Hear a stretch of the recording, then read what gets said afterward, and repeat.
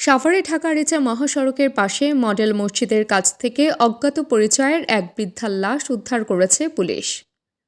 সাভারে ঢাকা-আরিচা মহাসড়কের পাশে মডেল মসজিদের কাছ থেকে অজ্ঞাত পরিচয়ে এক বৃদ্ধার লাশ উদ্ধার করেছে পুলিশ। লাশটি উদ্ধারের সময় নিহতের গলায় রশি পেঁচানো ছিল। আজ সকালে স্থানীয়রা লাশটি দেখে পুলিশে খবর দেয়। এরপর পুলিশ এসে লাশটি উদ্ধার করে ময়না তদন্তের জন্য ঢাকার শহীদ সরওয়ার্দী মেডিকেল কলেজ হাসপাতালে প্রেরণ করে।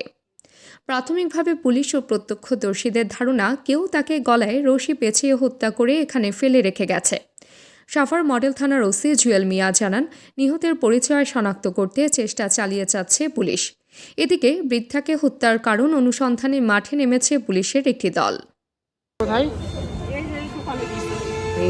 এই দোকানের পেছনে না ওরা আমি চেক করে দিছি আর ওই মামা ওই খালা কি হয়েছে আমি কই দেখো ওটা লাশ নাকি পরে হ্যাঁ দেখছে দেখে পুলিশের ফোন দিছে। আচ্ছা, সম্রাট তো আপনার ভালো হয়েছে থানার কাছে যা যা যে থাকে সম্রাট থেকে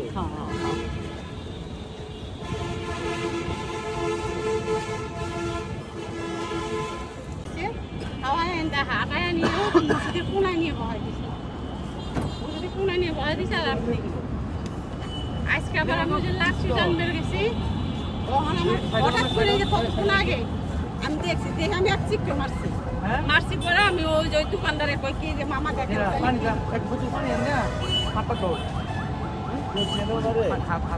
না